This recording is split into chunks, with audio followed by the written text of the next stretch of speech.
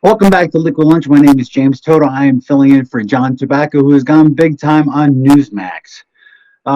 There's a lot of news that's going on around the country, and we are seeing a lot of different reports that are coming out with the Nashville bombing.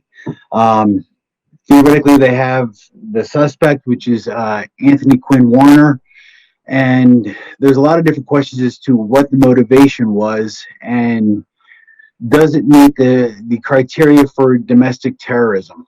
Um, Now, there are a lot of different theories about domestic terrorism. One of the criteria that it's got to meet is does it is it meant to influence the policy of a government by intimidation or coercion? Now, there's a lot of different theories that go on there, and so far they have not found that the rumors that Warner acted in that capacity. So he was a conspiracy theorist, from what we're finding out. And a lot of it was something to do with 5G communications, which AT&T, the building there in Georgia, did have. He was concerned about his father's, his father had cancer, which he thought was from the 5G. And this is it's a worldwide theory on the cancer causing effects of 5G. So far, 75 5G towers have been set fire in the United Kingdom. So this isn't really it's not a fringe kind of thing. This is a worldwide topic that's been going on. A lot of different theories as to what kind of bomb that he had actually set off in there. And I've seen reports of propane. So when you look at what the propane explosion looks like, it's a very clean explosion. It's not like what you see in the in the Hollywood movies, where they'll use either a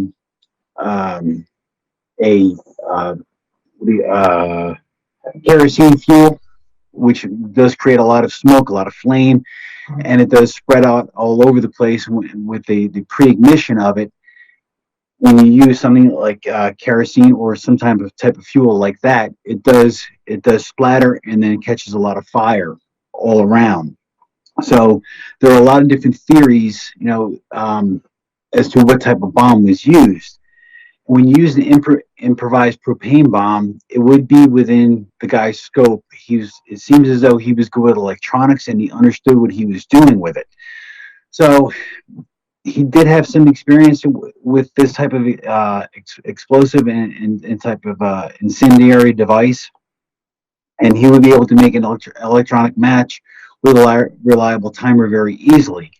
Um, just to give you an idea, 30 outdoor grill canisters inside that mobile home would create 5,000 cubic feet of propane gas, which would basically be enough to create that type of explosion. There's a lot of different theories that are out there that we're finding right now with the propane. Um, so I'm going to read your a report. One of the ones that was out there.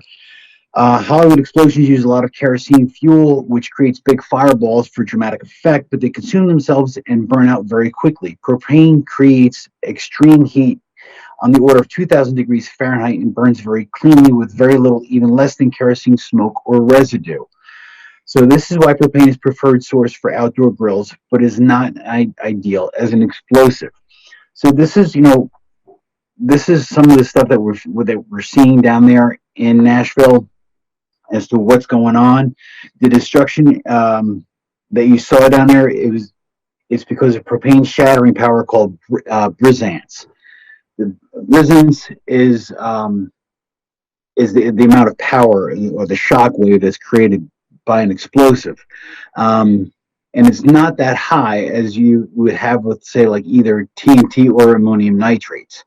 So there's a lot of different theories that are out there. This guy kept very low key. He had very little to no digital footprint. He had a minor arrest record between the 70s and 80s, primarily for marijuana. There's a lot of different theories that are going on out there, and right now, what the FBI is doing, and they're doing their due diligence, is they don't want to come out and say that this guy was a domestic terrorist. Unlike Timothy McVeigh, when he blew up the Alfred G. Murrah building in Oklahoma City, he was trying to influence the government. We haven't seen anything. We haven't heard any kind of reports as to what this guy was doing, as to why he was like this.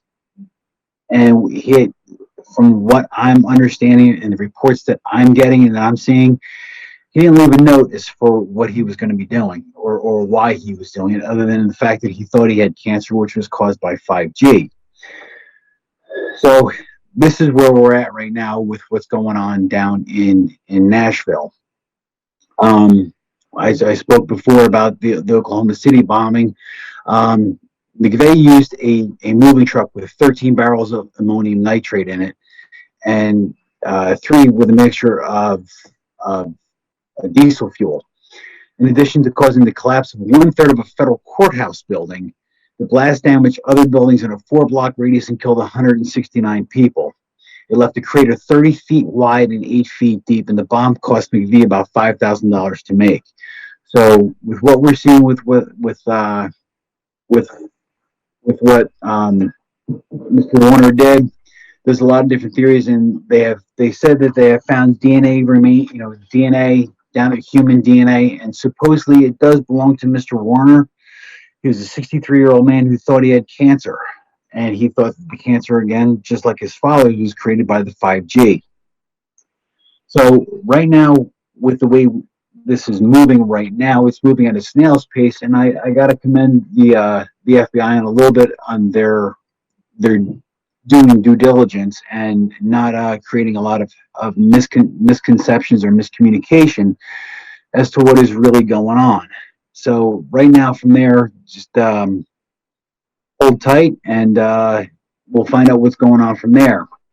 In other news around the world, President Trump has given out a list of different people who are that have been pardoned, 4 of which are former operators with Blackwater. And the government's case against Nicholas Slayton of Sparta, Tennessee, Paul Slow, Evan Liberty, and Dustin Hurd. These gentlemen were basically pardoned by President Trump in the effect of they were pardoned. The reason why they were sent to jail is because the use of excessive force. I'll have more details on that coming back to you, and hopefully we are going to commercial break, and I will be back with you soon with David Grasso.